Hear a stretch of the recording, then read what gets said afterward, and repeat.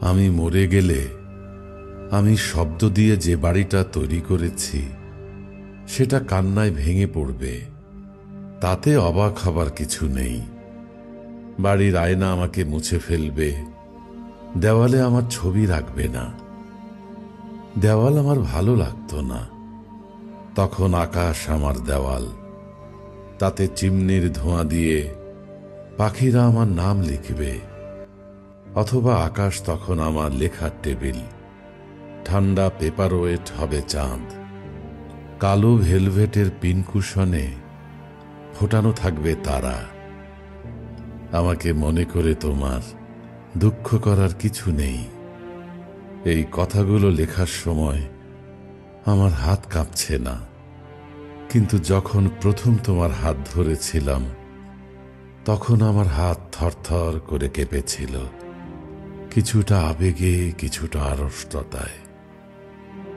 আমার সুন্দরী স্ত্রী, আমার প্রেয়সী, আমার স্মৃতি তোমাকে ঘিরে থাকবে। তোমার তাকে আঁকড়ে থাকার কিছু নেই।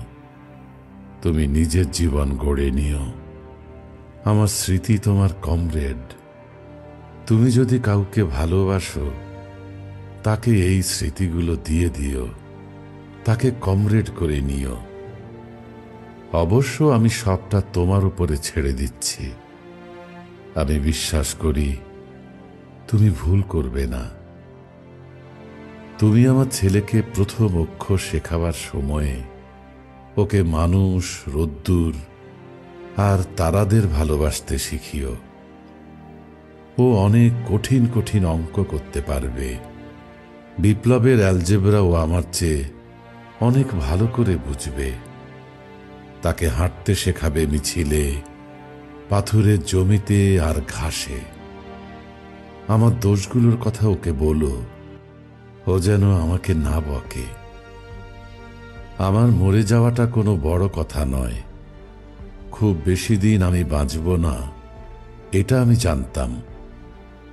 কিন্তু আমার বিশ্বাস কখনো হটে যায়নি। সমস্ত মৃত্যুকে অতিক্রম করে, সমস্ত অন্ধকার অস্বীকার করে বিপ্লব দীর্ঘজীবী হয়েছে। বিপ্লব চিরজীবী হয়েছে।